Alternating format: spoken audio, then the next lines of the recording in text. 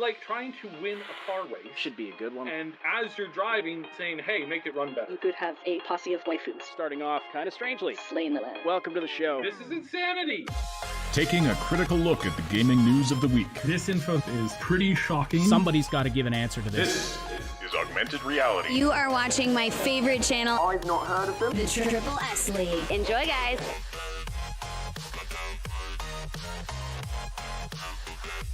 Hello, everybody. Welcome to the Augmented Reality podcast. Slapping myself awake here. What is going on this morning? Welcome to the Augmented Reality podcast, your source for news, leaks, and analysis of games in the gaming industry. We'll call that a false start. Coming at you live on YouTube and Twitch and archived almost anywhere you can find podcasts, iTunes, Spotify, SoundCloud, everywhere. It goes out to a lot of different places if you want to listen on the audio-only version.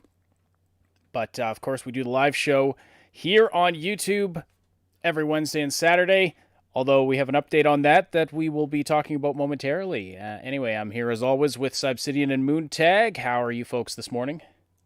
I took away the squeaky toy. That's what threw me off. Like, right as we're starting, some animal over in the Cyb and Moon household started playing with some squeaky thing. It was mine. And I'm panicking because I'm like, make sure they're muted.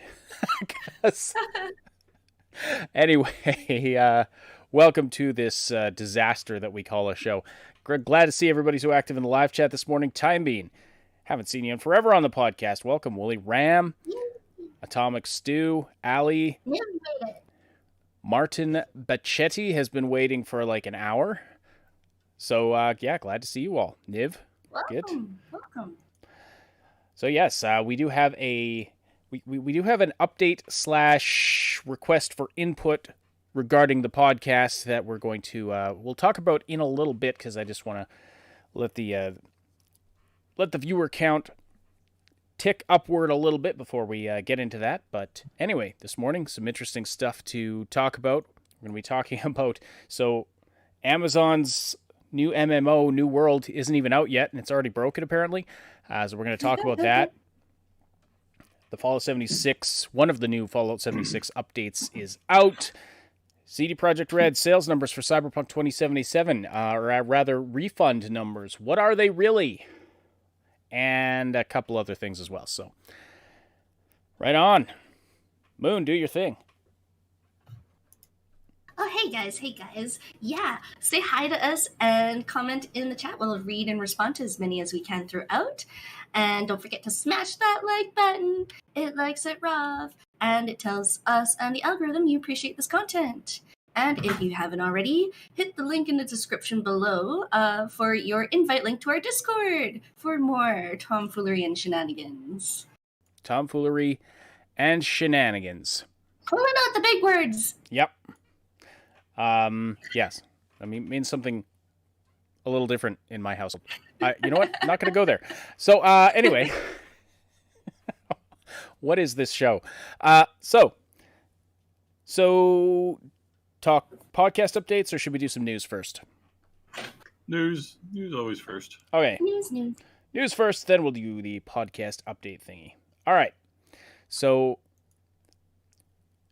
let's see. Let's get into... Yeah, you know what? What the heck? Let's talk Cyberpunk first. So there's been headlines like this going around that CD Projekt refunded 30,000 copies of Cyberpunk 2077 out of the 13 million sold, which is... That's a big number. That is a big number by any standard, I think. What is the, like...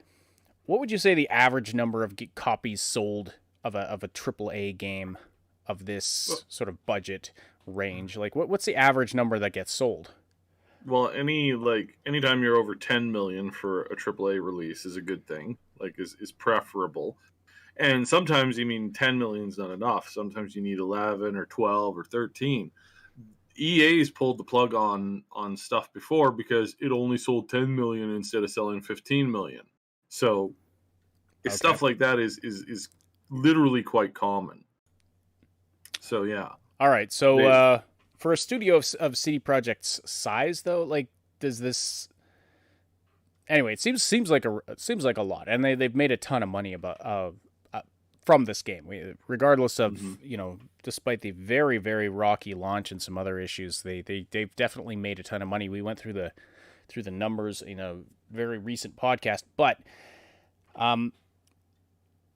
they didn't only refund 30,000 copies of the game. This is not correct, because this is the number that This is the number, let's be honest, this is the number that stupid people look at when listening to their financial report and go, duh, me guess me thinks that's about 30,000. Well, I should, probably could, do some investigative journalism or math, duh, but yeah. well, this is the number that was refunded through their Help Me Refund program. This is the number that...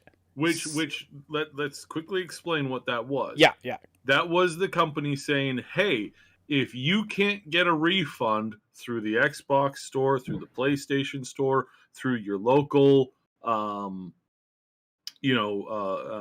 game supply store, whether that was a Walmart, whether that was, EB Games or GameStop or, whatever local affiliate, small mom and pop space, wherever you bought the game, if you can't get a discount or a refund there, come to us over here and we will process your claim over here. Right. That was it. Yeah, that exactly was how it it. worked. So that also doesn't include digital refunds. So the real numbers are much, much, much higher, and basically there's a lot of financial gobbledygook to go through that we won't make you suffer through. But the bottom line is that it looks like there is the real number, like the actual number refunded concretely in 2020 is closer to 200,000 copies. Plus, based on the amount that they have factored, that they have set aside or estimated that they'll be spending on this through 2021, it looks like the real number could be somewhere between 850,000 to $1 million. Mm-hmm. So that's a lot. Now, it's still, it's not going to make the game a loss for them. They've still made a ton of money on this. But yes, lots of refunds processed. Now, again, no, I don't have any point of reference for comparison as far as how many copies of a game usually get refunded, but I imagine this is much higher than the usual. Obviously you're losing, close to 10% of your sales. That is a bad go. Refunds usually sit around the 1% mark. And in and again, while we call out CDPR for its obvious faults here, you got to remember that certain big major companies, not even that long ago, didn't have a refund policy at all. You bought it, you didn't like it, tough luck for you. And it's funny that very few people even remember or mention this. And I guess this just goes to how short our memories are, really. There were a lot of games that EA, Activision, other companies, a certain Aliens Colonial Fighters game. Yes, I'm not saying the whole title because these games were travesties, and there were no refunds on a large scale. You bought the game, the company laughed its way to the bank, and then proceeded to sell another top-selling game a few years later. And everybody just ran over to pre-order. Not everybody, of course, but people ran over, pre-ordered en masse, and were like, "Oh yes, give us this game. It's amazing." What do you mean you verbally and physically harassed people, during the making and reporting of this game, with thugs? Yeah, what do you mean? Oh, that's fine. That's fine. We'll continue to buy it. So yeah, so there's very little comeuppance for these things usually, and CDPR does step out to admit their guilt here. So again, is that a good business decision, or are they actually above the, are they actually above the rabble? I don't know. We'll see. I guess it's yet to be seen. Again, there's a lot that was.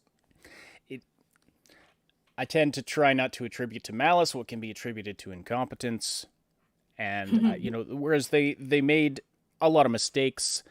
For me, the jury's still out as to whether or not there was intentional misleading of the general public. I mean, we definitely did not get the game we were anticipating. A lot of things changed over the very long marketing campaign for the game, which I think we've learned, and they have learned that this is not a good idea. Nope.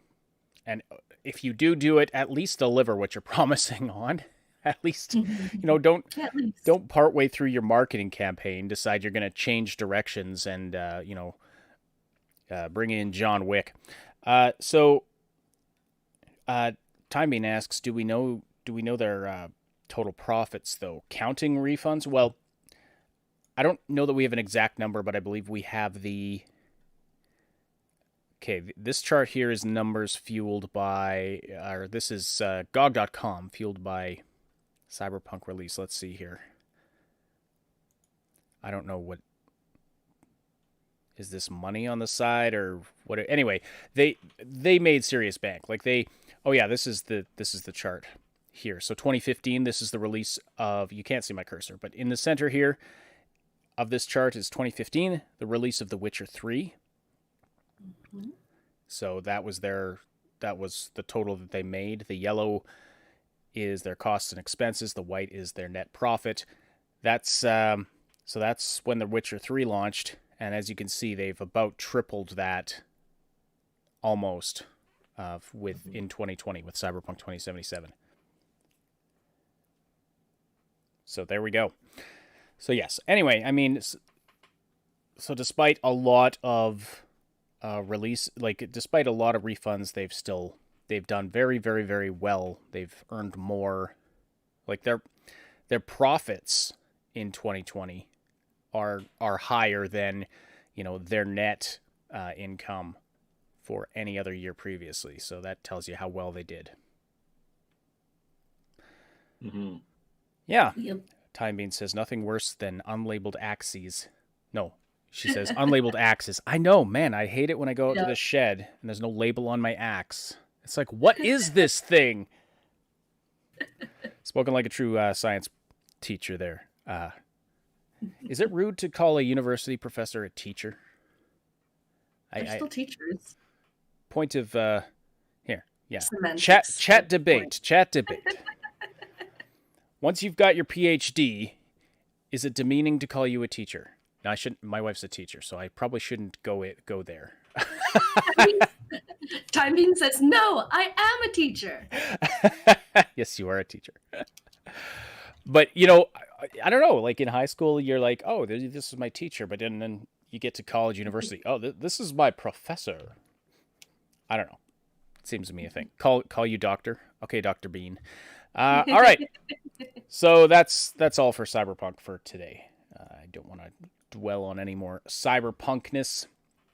So instead, let's talk about, a game that launched well. Fallout 76. Oh, wait, never mind. Fallout 76. So the Locked and Loaded update is going live in a couple of days. And this has some pretty interesting new additions to it. I mean, and I haven't touched the game in I haven't touched the game since launch, actually.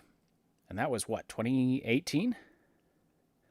When did 76 come out? Was it 2018 or 2019? I don't even remember. So I feel like 2018. It was, just looking at the highlight video for this Locked and Loaded update, there's a lot of interesting things that have been added already, and some interesting things that are being added with this new update. So you're gonna get special stat loadouts that you can swap between. You can have multiple camps now, and a bunch of other expansions and various things. So, yeah, lots being added, and this is the first of their planned updates that are coming this year. Atomic Stew 2018. Okay, thank you.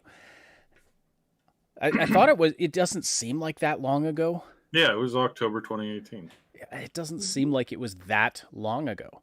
So it's over 2 years ago, Fallout 76 came out. So, lots of interesting things being added, and there's been if you want to feel old, No Man's Sky dropped in August of 2016. Yes, I know. And just this past winter, or fall, I should say, not winter, just this past fall, they basically got the game to where they wanted it to be. So that was 4 years later. So I mean, it's only been 2 years for 76. There's still a lot of growing to do, and I think typically with these online type games, you can see the peak of them hit in and around the 4 year period as far as like technical development on it, you know? So interesting. Okay. Yeah. Right. Now we're planning to take another look at Fallout 76 later this year, and there's been some interest in our community about it. About taking a look at this, and yes, so we are planning to, especially when they drop the private servers, we are planning on taking another look at it, because that's what you've been wanting since the beginning. I know. Well, I've been very excited. I mean, wanted. That's a strong word. Well, when we were first talking about this game, like your kind of dream for it was to have a community server. Oh, I see what you're saying. Yeah, Sorry, like I thought you meant the return to the game. I'm like, No. I'm not as super stoked to return to the game. I'm happy that it's doing better, and that Bethesda is now listening properly to their audience. It has been for a little while. Obviously, the release could have been 1,000 times better if they had invited in a lot of the developers a lot of the community modders to come take a look at their game first and foremost. I think that would have been probably the smartest idea instead of kowtowing and schmoozing to a bunch of press. And then if they had from there gone into an alpha launch, given away basically for free, and then slowly like said, look, we've got a lot of issues. This is the first time we're doing, because it was the first time their studio was doing an online game. If they had slowly pushed into that, if they had slowly, looked at trying to implement things and improve things and kind of go slowly, I think the overall reaction would have been a lot better.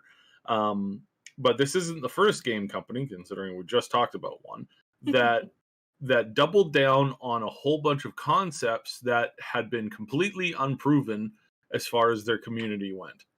And turns out that they went in 180 degrees from what the community actually wanted.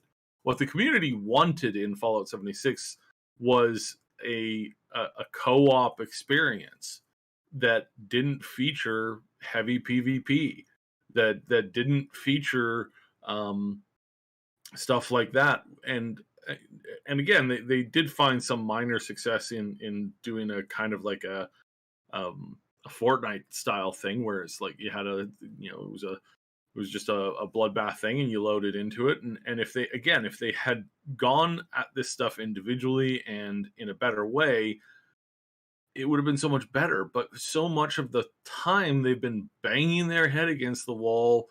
Again, like several other studios have recently, where they're like, oh, the public wants this. And it's like, no, sir, the public wants the exact opposite of that. And it's just one of those things where it's like, wow, you wish they would have learned this, like, years ago.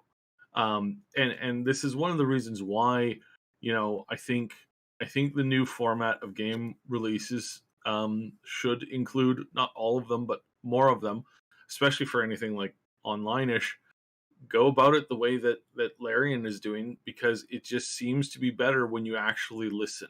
And as a bad example of this, you've got World of Warcraft, where this is a big criticism of the community right now. It's like, you barely listen to us. We spend so much time, these big YouTubers, these big content creators, these people who are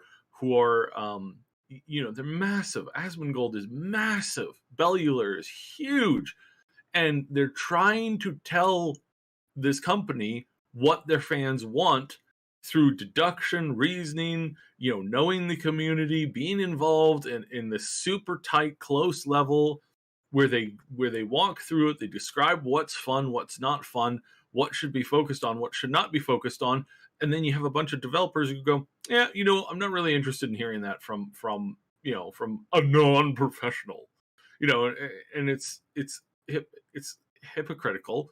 And there are people within these companies who are trying to tell the people in power that these people know what they're talking about. So it's not everybody is bad at these things. I don't think there's ever a company that is full of bad people. I think they're typically just have bad leadership, is typically what it boils down to, and it's usually only a handful of people. So again, I don't blame the individual staff members for these things, and sometimes they're caught in the middle, and it hurts, and it sucks, and they don't have the power to make the change that they want to. And so this kind of stuff goes and goes and goes and goes and goes. So I think that the early access model is smart for a lot of games, or having some level of like integrating more testers and alpha testers into your product.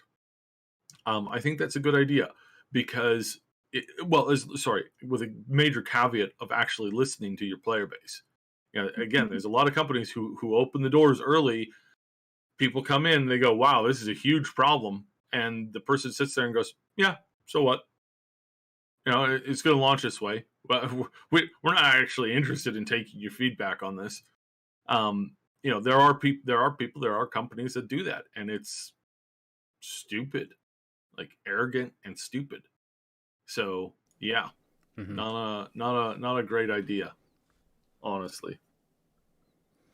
Anyway, did you have anything to say about this update specifically? This update specifically is still, the majority of it was still worked on under the wing of ZeniMax. ZeniMax is no more. I found it kind of funny the other day. I was perusing some comments, and somebody's like, please don't give this game. It was a different game. Please don't give this game to ZeniMax. They'll just ruin it. They're pieces of garbage. And I'm like, you're true, but that would also be impossible, seeing as, the ZeniMax is dead. It's gone. It's buried. I mean, its leader passed away. I didn't even know about that. It's kind of sad, but the guy running ZeniMax passed away last year, and that's one of the reasons why they sold out when they did, because people and investors were basically just cashing out on this investment that they had been, pouring money into for the past few years. And did they ever make out like bandits? It was probably one of the greatest investments ever. Everybody got what they wanted there, except for a lot of the fans, which is sad. But back to this. It's a good update. It's not the one I'm waiting for. This update shows that they have that their hardware tech and their server tech has been improved slightly, and I think that that's a great thing. Excuse me. But overall, I'm waiting for the fall release. The fall one is where they're going to really kick it up. They, even months ago when they put out the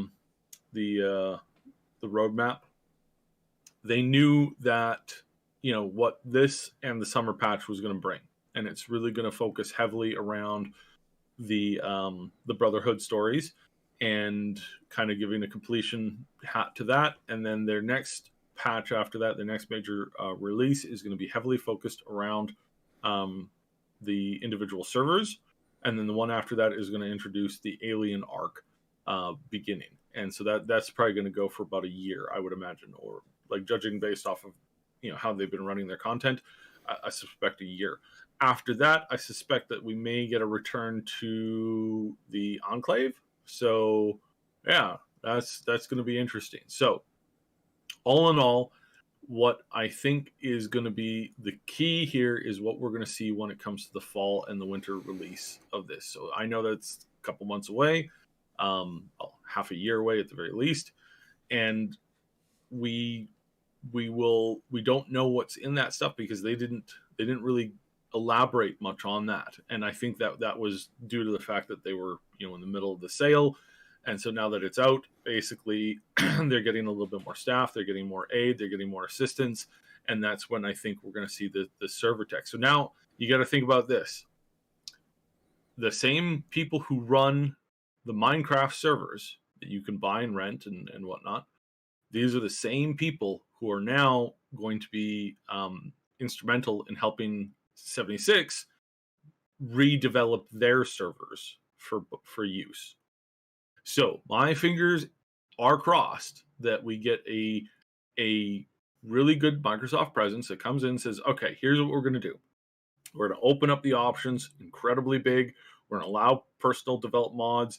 We're going to give them every switch that they want in the game. So you can go in, you can switch on and off dozens of different things. You can switch on and off events at will. You can switch on and off, any event that we've covered in the past. You can turn it on. If you want to celebrate Christmas in July, you can go ahead and do that. If you want to do all this other stuff, you're free to do that too. So that just that sudden movement, right? Of freedom, of accessibility, of giving players the opportunity to do what they want to do. This is all great.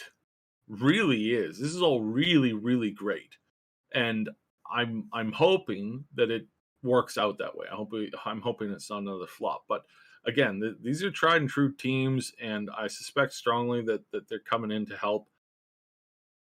Like, we'll see, obviously. So I'm not suggesting you jump in and buy this game right now. I've been saying that for a long time. The game still does not deserve a purchase yet. If you're a huge Fallout fan and you watch a bunch of people stream it and you go, yeah, I could get into that, and you know what you're getting into, then sure, right? But I'm not going to return to the game. I returned to the game once they added NPCs briefly for about a week. I gave it a try. The best thing about the game was the community. The people in the game were really cool. I built a very cool base on top of a bridge, like on and around a bridge. So like it was on, under, like built around, through. It was a major pathing route for some NPCs. So that was kind of interesting to see how that was dealt with, and yeah, it was really cool. And the first thing that I noticed was how many people would come over to my place and just compliment me and go, wow, this is such a cool design. This is really awesome. Like, you want to do this, you want to do that. Like, people were friendly there. 76 community is super friendly. I would agree. I think I was the most unfriendly person in the 76 community. And that's only because I got bored, and so for what I would do for fun in the game was just try to steal people's resource collection sites. I'm not saying I'm proud of that. You are a horrible person. I'm not saying I am proud of that. But it just goes to show how bored I got in the game, because that is just... Well, I mean, there's a lot more to do now. There's a lot more to do with this. I believe that we're going to see even more stuff once the rest of the stuff is added in. So again, it took 4 years for them to get No Man's Sky to a place where at launch or pre-launch you could take the game and compare it to what it is now and be like, oh, okay, this is decent. There's still a handful of features that never got implemented there from their promises, but they added a whole bunch of other things that the community was more insistent of later on. So again, this is one of the things that I think we can embrace and say, look, this is where where we want the game to go, and I think we're getting a good thing. So we cross our fingers and we hope that we actually get something worthwhile, you know. And so that's my hope. That's my wish. I got my fingers crossed. I hope that we will see something good. Outriders has been a gong show lately. Yeah, that's been a debacle. When It, we it- had it keeps getting worse, and I don't know why we keep playing it. Mostly because there's nothing else to play right now, and it's really there's frustrating. nothing It's really new annoying. to play right now. There's Yeah, nothing- yeah, no, it's just there's really annoying. It's been actually for me. It's been a great time to go back to older games that I never finished or didn't get a chance to try and enjoy those. So you know, if there's the games that are 2 or 3 years old now that you just you haven't played yet, now might be the time to get into them. There's some really good ones. Just want to give a quick shout out to those listening on Twitch. Welcome. Really appreciate all of you folks. And speaking of Twitch, Matrax on Twitch says even the indie catalog is slow at the moment. Everything is slow. Yes, I agree, and I think a lot of it has to do with the lockdown, the pandemic. So things are slow in game development right now. So that's why I'm saying if you have a back catalog, now's a good time to get into it. New Ultra Broad, thank you so much for the Twitch subscription for the second month in a row. Thank you very much. Nub, as his followers know him, is a good personal friend of mine and a Twitch streamer. He streams Mario stuff. So yeah, you can check him out if you're interested. Let's see here. Some more comments here on YouTube. Everybody is surprised that Robin's here. Welcome, Robin. So, Time Bean says that game turning lovely Canadian lads into monsters. Yeah, exactly. It's okay. Because Max Darrett says it's okay, Ash. I blame Bethesda for your deviant behavior. Thank you for enabling me. Thank you. Shout out to Max Darrett. Great. Also another great YouTuber. Does autism content, or not just autism content, but lots of gaming content, but some great... You've been on Max's show to talk about autism quite a bit, Cyb. And speaking of which, if you are following our audio-only podcast outlets, like the SoundCloud, the iTunes, the Spotify, we put up a special episode, which was Cyb on Des Mephisto's live stream, talking with Phyrexia from Blizzard Entertainment. She's a writer over there, and it was 3 people with autism coming together to talk about autism. Great conversation, very, very important topic, one that is of great personal interest to me, but it was a good discussion. So you can find it on our, like I said, on our audio outlets. It's sort of mixed in with the Augmented Reality podcast there, even though it's not really an Augmented Reality episode, but we called it kind of just a special episode of this podcast, just to have it distributed out there. It's not, you can, if you want to dig through it on Des Mephisto's live stream for, to find it on the charity stream he did last Sunday. We did it live. Yeah, so I mean, it's at the end. It's a little difficult. It's at the end of like an 8-hour or 9-hour live stream that he did. So, But anyway, actually, I will find the link for it in a minute, and I'll drop it in the chat. But if you want to find that, you can join our Discord server, look in the podcast schedule room, and I have links to our podcast on various platforms there. So click one of the audio platforms, and you'll find that episode is the most recent episode.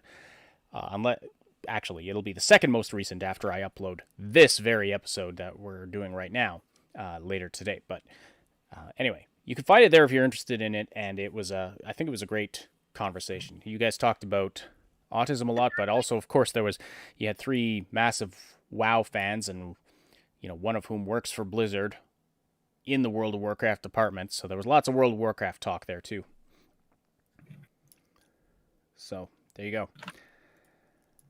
Let's see here. Oh, Moon. Yeah, I dropped the link in the chat. I found it. Okay, that's Yeah, and the that's conversation. Dez's. Sorry. Yeah, this is the link for Dev Mephisto's Twitch stream where the conversation happened with Cyb and the Blizzard writer. And the conversation starts at about 6 hours into the charity stream because he started out doing a charity stream during the beginning, right? Right. And yeah, then they swapped over about 6 hours. Okay. So yes, you can watch it there. If you want to watch the whole video version of it, you can watch it there. Mm-hmm. And again, the audio version, I'll drop the link in a minute in the live chat. Mm-hmm. All right. So let's move from talking about two games that launched poorly to talking about a game that will absolutely 100% for certain have a flawless launch. I am absolutely sure there's not going to be any issues. Amazon's New World. I mean, I'm sure the fact that they... yeah. Sorry, I was like, is he using his sarcasm voice? Do I need to ask him to start using a sarcasm sign? I have trouble with this sometimes. Yeah. Considering that Amazon Studios have unreleased more games that they have that are currently available, which is amazing, doesn't bode well for this. And as far as to the question that you asked earlier, earlier, Ash, good lord, whether or not this game is going to be broken on launch, every MMO ever released, with the exception of Hello Kitty Island Adventure, has been broken upon launch, in the sense of like just looking at it from a any kind of perspective of just doing the math. Like, it's just, these games are broken, period. That is the natural state of them. MMOs at launch always need to be readjusted and, in most cases, completely overhauled. And sometimes you get that, sometimes you don't. The Warhammer MMO that came out was probably one of the worst. This was through EA, because of course it was. The Warhammer MMO was probably one of the greatest catastrophes of gaming. You had this immense, huge community, a lore, a desire to play, and you had developers who were so idiotic they didn't even understand the core base, or why people gravitated towards factions. It's just stuff like that, like just really basic stuff that any idiot could tell you, with an ounce of thought and logic. Like, the biggest thing in the Warhammer release, and I've harped about this multiple times, is they catered the game to the chaos side, because they looked at World of Warcraft and said, well, look at World of Warcraft here. People really just liked the Alliance, and they played the Alliance way more than they played the Horde. So clearly, it will be exactly the same thing here. We're going to have the good guys are going to be the overplayed thing, and the bad guys are going to be, they're just going to be, they're going to be really tough. 5 people out of 100 are going to play them. Where do I get this? I don't know. I ran my head into the wall several times last night, and it kind of came to me in a delirious state as I was being rushed to the emergency room. That was their basis for the logic. Now, that was wrong from the outset, because when you looked at the game that came out before World of Warcraft, obviously Warcraft 3, the Alliance was the badass saviors of the world. They were cool. You had Tyrande, this wicked night elf warrior chick. You had Arthas, who had he destroyed his own kingdom, but I mean he was a badass at the same time, and people loved him. You had this really cool looking Alliance with this awesome armor, and they just looked great, and then the music intro for them is just really inspiring. And the Horde were fairly unknown, other than the orcs. There weren't very many orc factions or horde factions that were of interest, and most of them didn't look that great. They weren't that sharp. They weren't that fancy looking. Whereas in contrast to the Warhammer game, the exact opposite was true. If you wanted to look like a badass, you rolled chaos. If you and that wasn't the MMO. That was the experience before the MMO. The good guys were the guys that were not that well known. They weren't that fancy, that shiny. They weren't that great looking. Whereas again, chaos had just, I mean, their armor, their looks, everything was cool. It was dark. It was awesome. And so what ended up happening at release? Servers in some cases were outnumbered 1,000 to 1 for the faction system. And again, this is not new. This happens in so many games, it's ridiculous. The faction system is for the most part broken. It typically doesn't work, and it usually ends up being very lopsided. And so the question of whether or not this game is going to suffer from the same problem is yes, because these games always suffer from the same problem, and very few of these games have ever figured out how to actually fix this. And I'm going to walk you through how they should fix this, not how they're going to, because it's probably too stupid to use basic logic. But it's sad because it's such an obvious fix. But one of the ways that they try to fix faction imbalance is they're like, oh, there's too many horde players on this server. You have to roll the other faction. Now, Blizzard's never done that, thank God.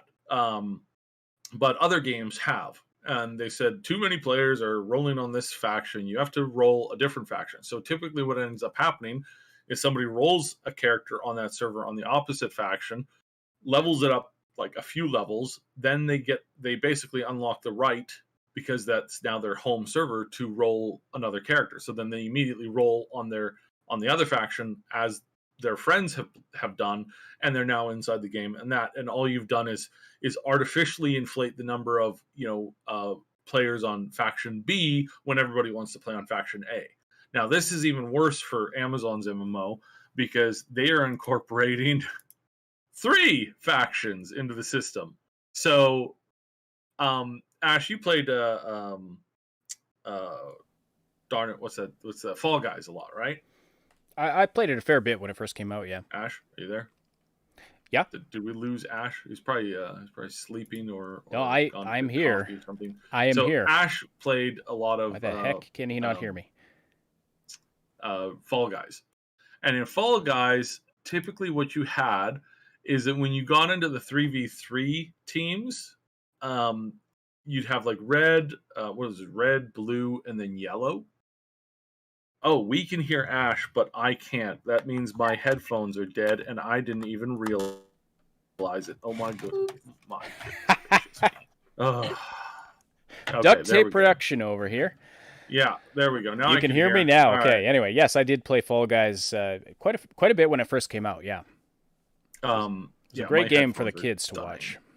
Yeah. So you know how? So the 3v3 fights, like the 3 faction fights, typically the immediate go-to tactic was for everybody to gang up against a single color, in which case it was almost always yellow. That's what I heard. I mean, that was the strat was, of course, and part of it was because the way they set it up was on those 3v3 fights. It wasn't who scored the most. It was that whoever scored the least would get eliminated.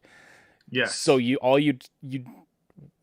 teams you did was focus on one team. You just have to screw over one of the colors, red, yellow, or blue. And I have heard, I wasn't aware of this myself at the time, but I've heard that it became the trope to just gang up on yellow. Yeah. So if you got onto yellow's team, you were basically screwed from the beginning. And so this is very typical of these games. Now, Fall Guys, it's a lot harder to fix that because that's a very macro thing. You don't have weeks and months to know how many players are playing on yellow and to do something like that. It's all random per match. So, it's not quite that system. But in the New World thing, they've introduced 3 factions: the Marauders, who 90% of the population went with; the Syndicate, which a handful of people went with; and then the Covenant, which nobody went with, basically, in their most recent alpha tests. That's bad. I mean, that you're setting yourself up for failure on such a massive level with that. But how do you fix this? And how you fix this is actually really, really simple. You create and this actually creates some amazing gameplay opportunities. And so my fix for this is that Amazon should increase the player power of everybody within a PvP setting that is on the underdog factions. So if you have a server where 90% of the player base over level 10, let's say for, again, I'm going to just keep things super simplified. On a server where you've got level cap is, let's say, 50, and you've got 80% of the population playing the Marauders, 10% is or 15% is playing the Syndicate, and 5% is playing the Covenant. What you'll want to do is you'll want to take the power of the 2 underdog teams, and you'll want to give them enough power individually on an individual basis, so that if there is 10 people engaged, if there's 20 people engaged in a PvP activity in one localized area, when it comes to PvP, not PvE, but when it comes to PvP fights, the players that are on the underdog side that are only playing with 10 or 15% of the population, they're getting a power boost to allow them to equally fight 9 people of the other faction. Huh. And what that ends up happening is they end up becoming a miniature raid boss. Each of them ends up becoming a miniature raid boss. But this power scale is dependent on that, on that thing. So if suddenly players realize this, and of course they're informed about this, and you want to be a badass, well, the thing for you to do is to immediately join the most underrated team there is, so that you can then play against the horde of the other players, given your overpowered abilities in nature, which again create this system of the 5 versus 1 or the 10 versus 1 effect, where it's like you've got a raid group of 40, 60 players trying to take down, a small team of other players that are super powerful. And this creates a bunch of really cool events. What happened in Warhammer was, in Warhammer, there would be, at the worst, there was about 300 players lined up against the border between one zone and another, where the one zone was forced PvE, so there was no PvP at all. You couldn't attack other players. And as soon as you stepped over this line, you flagged for a PvP. And there were hundreds of Chaos players waiting for the one human player playing on the Order side to step over that line, in which the 300 people would jump on him and kill him immediately. And then they would camp his body and make sure that he couldn't do any quests, therefore making him quit the game, which then, reduced their ability to even have PvP anyways. So if you do this right, and you gave that player the amount of power to fight 300 enemy players, suddenly that fight would have gone from, a boring camp fest, which is sad and depressing for everybody involved, to an actual legitimate fight that people would go home and tell their friends about. And go, oh my god, there's 300 of us here, and we were fighting, and then suddenly one guy showed up, and he just started killing like 20 or 30 of us at a time, and we had to come up with a strategy on like how to try and beat him, and then another dude showed up, and that's when everything went to hell, and oh my god, it was so much fun. Like, then that encourages people to roll over to other characters to at least keep the PvP and the player engagement there while they react to this. And again, it's so funny, because it's like, I've gone to conferences where they ask the question, well, how do we fix the problem of player of player diversity and player balance? for factional balance. And they're like, what's our fix for this? Well, our fix for this is to create incentives visually and character choice wise on the other faction, and to tell good stories on that side, and to encourage people to play the story on that side. And it's like yeah, or you just give them power. I mean, those things are good too. You want to do that too, but no, just give them more power, and suddenly you'll crush you'll crush that problem, because people will want to, as soon as they understand that there's more of a reward for engaging. And this is what World of Warcraft does. When certain factions are unbalanced, they throw bonuses to the players to engage in the content. And then suddenly when you do that and you're getting those bonuses, suddenly people are more willing to engage in the content, which evens out the numbers typically a little bit easier. The other thing you can do is a mercenary type system. And again, WoW does this, where basically you queue for the other faction. And then that way you actually go into the game and you're actually playing for the other faction while you're playing still as your own faction. So the PvP system that has been utilized a lot is inherently broken. And this game, New World, was designed exclusively as a PvP game. And they expected this game to run off of nothing but PvP. And they quickly discovered that was a horrendous mistake in their alphas. And also, just a little while ago in Vanilla WoW, which came out, again, this classic WoW experience, they had a patch where the game and the population was going great. It was growing. Then they implemented the PvP patch, and suddenly interaction and playing just tanked, and it ruined the experience of the classic game. Again, some people were like, well, that's what happened in classic.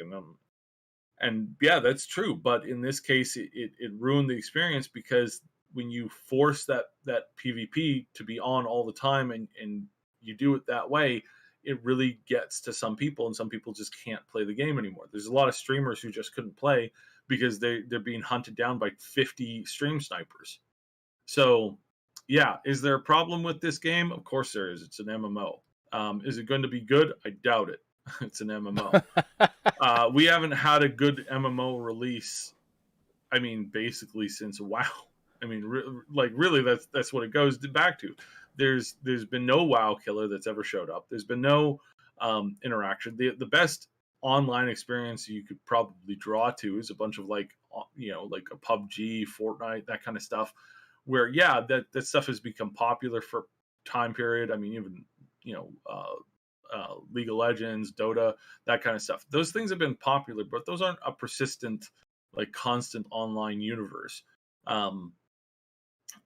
And there's a draw to it. There is. I seriously believe that in the future, and again, as far as the time zone, somebody asked me about this, I'd say about 15 years from now is when we'll actually get an MMO that actually breaks that curse, because they finally are able to add enough things to the game to actually like break that problem. And it's not going to come soon. And it's not any project that I can see right now on the horizon. There's no projects at all that are offering any of the fixes to these problems, because the developers constantly think that the fixing of these problems requires going back to what they already know, not things that they don't know, And so that's where I'd say that this game is at. So is this game going to do well? They only started adding PvE content in the last year-ish, because they realized how much of a mistake they made by basing the entire game off of PvP. And that works great for somebody who's interested in some rolling some quick action. But I think you would find more balanced engagements in things like Fortnite and things like PUBG, where it's quick, kind of like you get in, you play maybe a COD or something like that, whatever. You'll probably likely find more of that there than you will finding it in this game, because in this game, I mean, it's not going to be pretty. It's really not going to be pretty. So. There's a comment from Max Trax in the Twitch chat. I don't see the point of PvP if it's not equal. Well, yes, PvP when it's not equal. I mean, yeah, exactly. And my question is like, are you referring to the 300 against 1 where they all have the same power levels? Because that's not equal at all. Yeah. That's 300 people ganging up against one person. And sure, that's an extreme situation, but you can go to a whole bunch of servers where the population is fairly off balance, and it's not hard. All you need to really ruin the day of somebody's PvP experience is to put 45 players versus 55 players. Just that 10 player difference is going to destroy your game. You know, it's really going to destroy the balance. Now, can you win when everybody is perfectly equal? Well, yeah, but the more you get into it, the more you spend time in there, the more that's going to become a very rare outlier and not the rule for the win. You know, when it just comes down to it, like just to capture the flag mechanic, right? So you got a flag, and the number of people within the zone capturing the flag pushes it one way or the other. Just by having that, and just by having an offset of that 45 versus 55, which is only a 45 to 55% split of the population, just that alone will always push that engagement. Unless the faction with the 55 are literally idiots, there's no way that they can lose. Unless they're literal idiots, which, I mean, it happens. Again, it does. But you shouldn't be banking on people being idiotic to provide the balance of your game. You have to either encourage it through incentives, or you have to start to tip the scale, because and again, that's on a 55 to 45. The minute that you start pushing into 60 versus 40, or 65 versus 35, or 70 versus 30, the minute that you start pushing into that realm, which that's actually the most common number on these games, that's when things get bad. And a good player can always defeat somebody who's more powerful than them, but it's harder and harder to do that when the numbers are just not on your side. Like in every encounter, I can beat most players in a 1v1 engagement. I find it really hard to beat 3 players at once versus, just me. So there is some level of, like, you have to prepare, you have to do something to engage that. There's actually, they're talking about in the chat, they're talking about mud fairies. And that gets out of hand really quickly because they keep reproducing. And if you're suddenly finding yourself one person fighting against 100 enemies, you're gonna lose really quickly. Especially when there's not certain things like choke points. If you can't bring a fight down to a choke point, then you're not gonna win. 300. That's a great story, right? The 300 Spartans versus the horde. These 300 guys. It wasn't kind of what they showed in the movie. It was like, it was a really wide, fighting scene. What we know from history is that pass was big enough for 2 people to go through at a time, if that. And so it wasn't 300 versus a horde fighting on roughly equal terrain. It was literally 2 guys fighting who were very skilled in the art of combat, fighting against 2 other people who probably had no experience in actual combat. And then that process repeated itself as they slowly lost their numbers over the course of several, I think it was a couple of weeks, but it was enough time. They bought enough time for the Spartans to gather a full response. It wasn't quite like they showed it in the movie or the books or anything. No, you're telling me they took some artistic license in the 300 movie? I mean, give me a break, man. So again, fighting. If I could fight, an offset number of 3 of us versus 7 players, and I can fight that fight 1v1v1v1v1, I most likely come out the winner. But that's not the typical experience when you play in an MMO. Your typical experience is that you're not fighting against one person at a time. You're in some cases fighting against 40 or 50 of them when you have 2 or 3 people in your group. And it's like, okay, well, that's going to end really well. How is that going to be fair? How is it going to be engaging? So that's the question. And the answer to that is, of course, difficult. Preferably, you would not like to have that difference. Preferably, you'd like to engage systems like a mercenary system or other stuff. But if that fails you, the best thing to do is to encourage this player distribution through player power. And that hones and creates the experience that a lot of people are looking for. And I have a question about that. But first, I just want to say, so Matrax says he or she was referring to when you meet that other player alone on the battlefield and want to have that 1v1, you lose all that. Yeah. If you're giving power. Now again, the power cycling that I was talking about, I probably should have mentioned this. So the power cycling that I was mentioning, of course, I wasn't going into the details of, but most likely this power gain that you would have would be area specific. Yeah, if it's right? limited to so the particular conflict you're in. So yeah. It's not, if you just meet one person out in the wilderness, you're not like 20 times more powerful than them just because you're going to be equally matched. Now in a scenario, and again, so you take that, so you map it out to a typical PvP experience. So in an open world scenario, you're playing the faction A. And you come across a player playing faction B. Faction B has like 80% of the players on the map right now. But in a 50-meter radius of you, which is the engagement radius, there's only one player. That power scaling wouldn't kick in. That power scaling would kick in as soon as there's like 5 other players within that range. Right. So then that's when you get the power of 5 people. And those 5 people then have to fight you on equal terms, basically. And so now, and so you kill one of them. Now you're 1v4, and your power scaling is going to drop down to 1v4.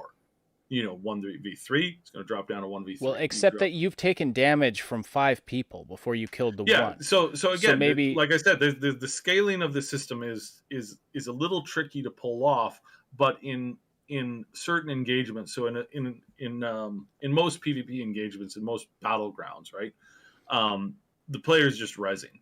So you kill one player, they're just rezzing. So in that case, you wouldn't necessarily limit that gain. And normally there'd be like an after time where a few seconds of it scales down, and so you don't lose that health or you don't lose that power incrementally, or you lose it incrementally, versus comparatively to what you are. So if your group has brought them down to 50% and you suddenly lose 2 people, they're still at 50%. So that they haven't lost, like, they're not down to 25% health just because 2 of you kick the bucket, that kind of thing. So and again, has there been a game that has implemented this kind of system?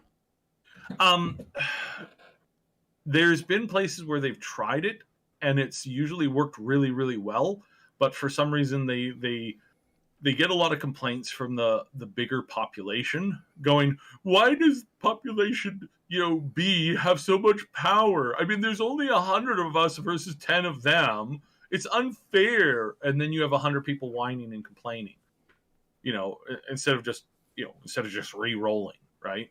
So now, what if you're on the majority faction, say it's a 70-30, you're one of the 70, but then you meet 2 of the other faction and engage. Do you get a bonus even though you're on the larger faction? Again, well, it depends on how you want to set it up. So yeah, and this gets into like the minutia, right? So it's like, well, would you want to do that always, or how would that work? Typically, you wouldn't want to adjust player power rating when it's a difference of like 1 or 2 people. Because again, I could take on a lot of people like 1v2, but 1v3 becomes a little bit ridiculous. I typically in arenas, I will typically win in an arena versus 1v2. My win ratio for a 1v2 encounter is like 60-70%. Yeah. In an even 2v2 to fight, my win ratio is like 95%. Right. So Chat is telling us it's time to move on. Yeah. So let's move on. Let's move on. Thank you. You are listening to the Augmented Reality Podcast. Cyb does like to get on a roll. Especially with MMOs, yeah. Especially with MMOs. You know what? You should really... This is... and this is not at all meant disrespectfully, but it's an aspect of the autism. And you should definitely listen to that podcast that I linked earlier in the chat, or our previous video that we did with Des Mephisto on our channel, Adult Struggles with Autism.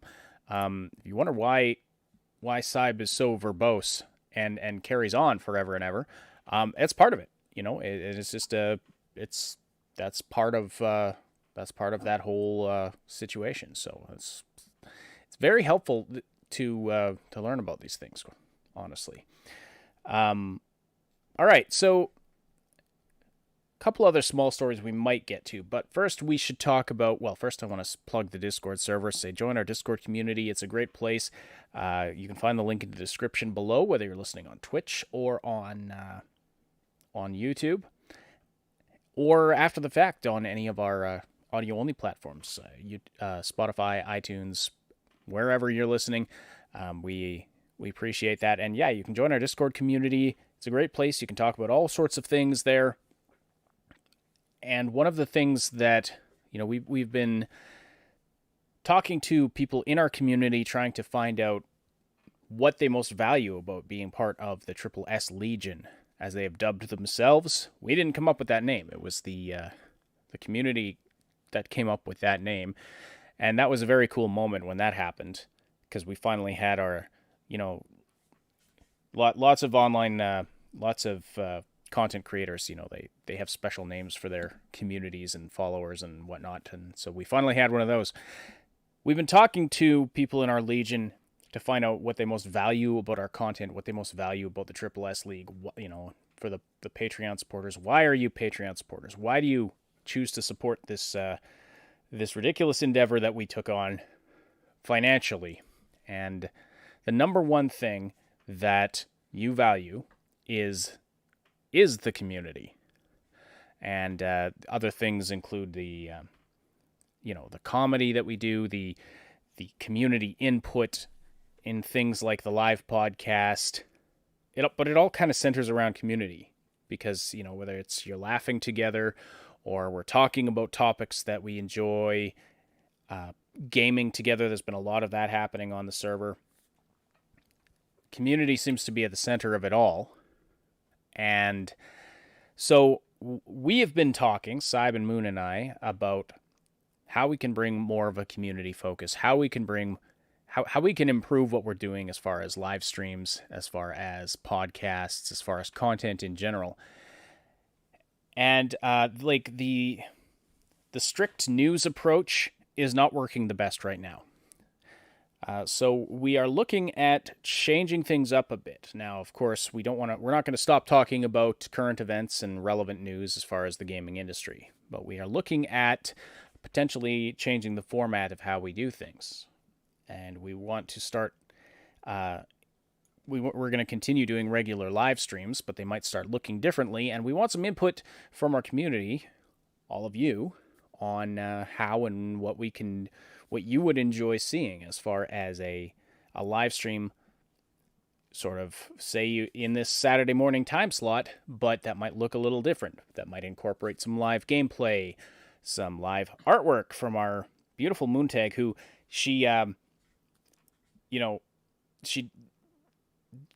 her voice doesn't get heard enough on this show, and we've been looking for solutions to that.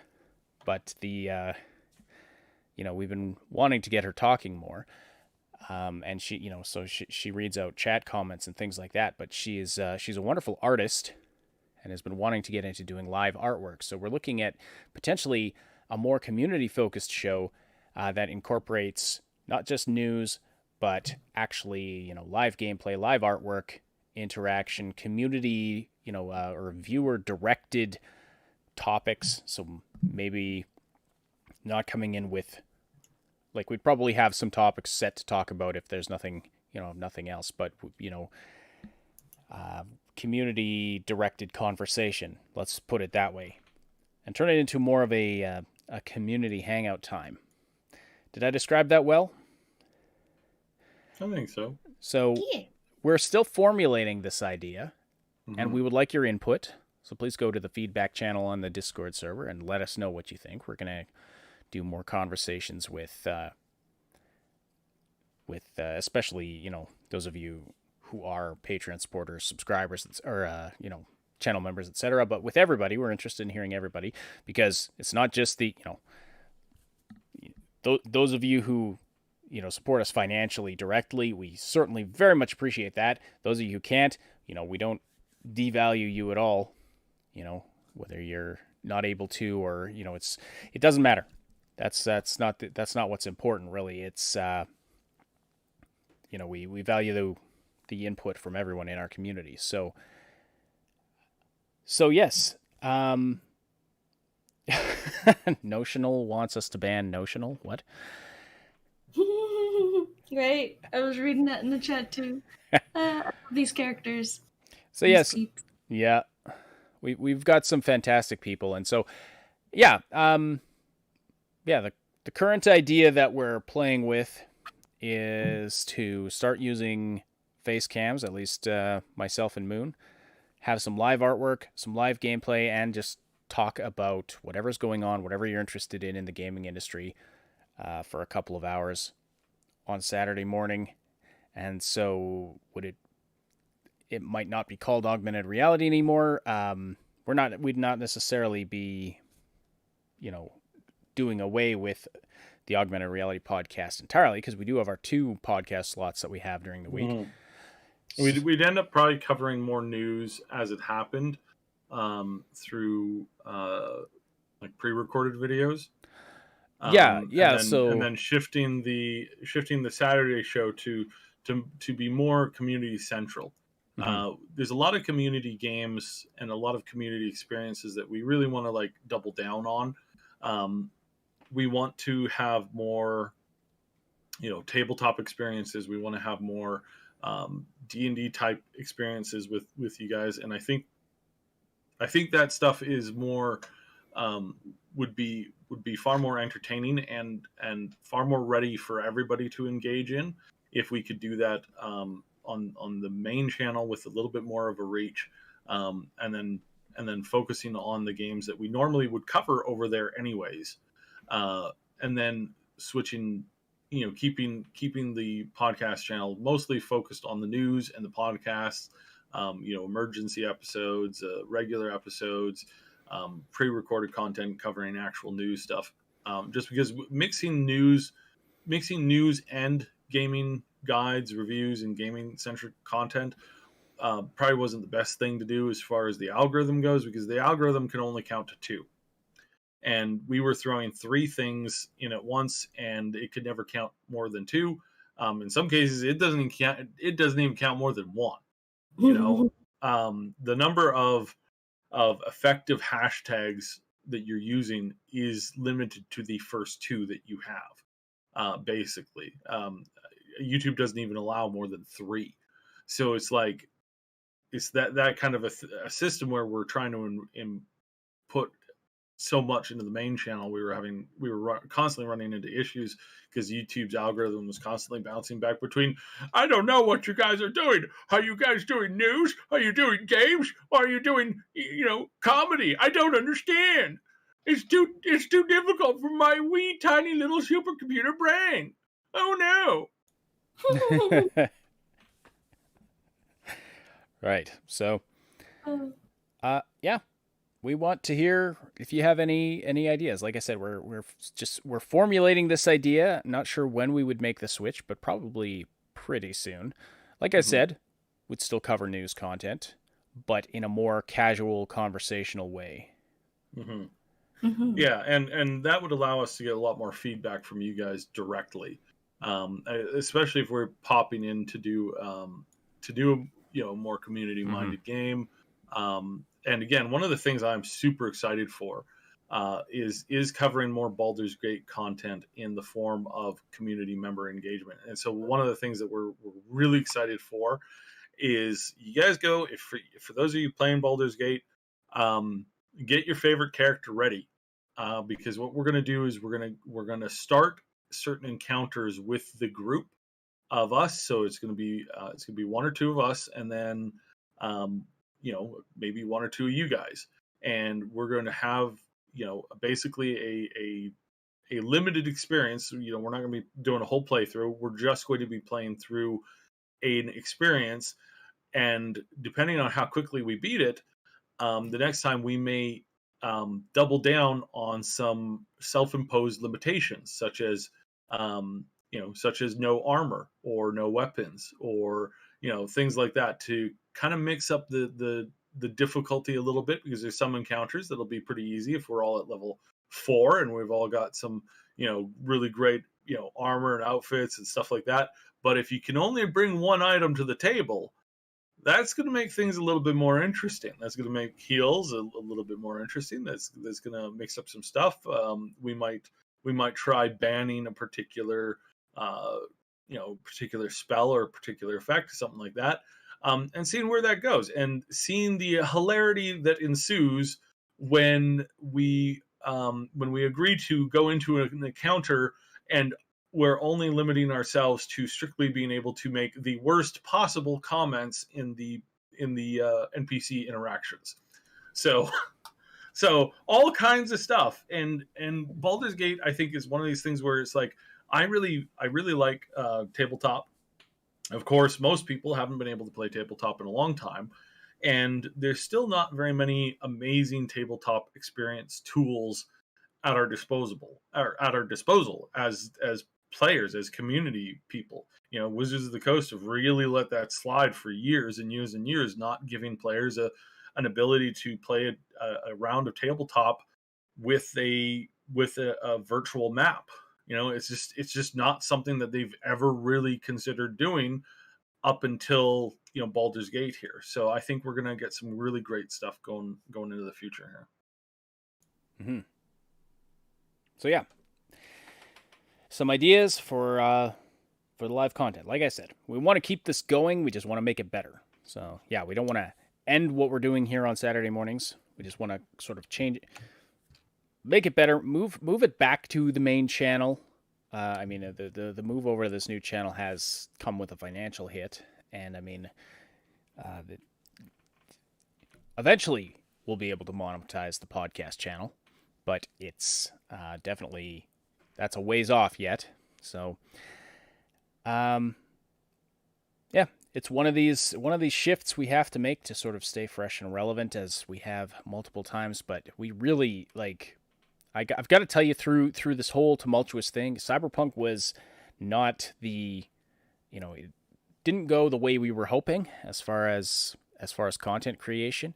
It's fizzled out almost completely. No telling if there will be any kind of revival at some point for that. But regardless, I mean, we've always been more of a variety channel, so we, yeah.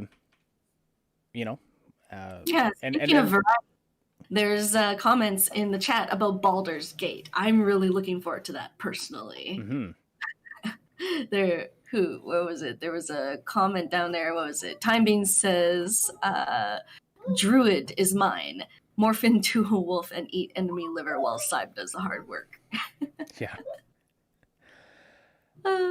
I haven't started playing the Druid yet, but I started playing the other one, the Warlock one.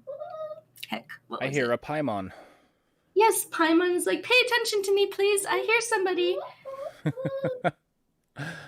Poor puppy.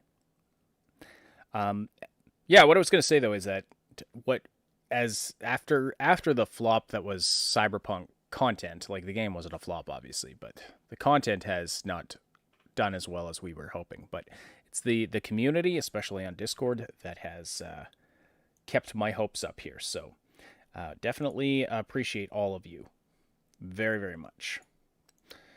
So yeah, if you have any questions about what the heck we're talking about, again, talk to us on the Discord server. And I think there was a couple other minor things. I might as well mention them quickly. So the Olympics is bringing in virtual sports, and I don't think this is esports. I think when I look at this, some of what they are at, this is going to be like a special. So this is going to be events that take place before the actual Olympics proper, like the actual athletics. But I think this is going to be like, you know how you can have virtual sports that are hooked up to actual things that require you. So not using a controller, but like, for example, a rowing machine that's a video game. I think that's the kind of thing that they're talking about here, but I'm not 100% sure. But anyway, that'll be interesting to see. And then there's apparently Netflix dropped some hints about possibly getting into the gaming business. You know what? I'm not going to bother with these stories right now. Thank you to all of you who do give us stories to talk about on the Discord server, though. And thank you to all of you who listen live. We really appreciate you all of you who are active in our community, all of you who are active in the live chat here on YouTube and on Twitch during the live show. And yeah, we'll leave it at that for today. But like I said, hit up the Discord server, talk to us about what you would like to see as far as live content on the Triple S League. We just want to keep bringing you what you appreciate, what you want, whatever it is that keeps you coming back. We want to keep giving you that, but want to keep giving you more of that. So thank you for joining us today. Please do slam that like button if you haven't already. We really appreciate that. Special thank you to our Patreon supporters, channel members, and Twitch subscribers who their names you have seen appearing at the top of the screen throughout the show today, appearing in glittering gold. We really very much appreciate all of you folks. You have helped us a lot through these past several months to a couple of years. So we very much appreciate all of you. If you're listening after the fact, whether it's on YouTube or on the audio platforms, SoundCloud, iTunes, Spotify, any of those platforms that this podcast goes to, we appreciate your interactions there as well. Don't forget you can join the live show on YouTube Wednesdays and Saturdays, where you can interact with us and other listeners, be part of the discussion. This is a presentation of the Triple S League. My name is Ash, and on behalf of Cybsidian and Moontag, thank you so much for listening, and we'll talk to you again very soon.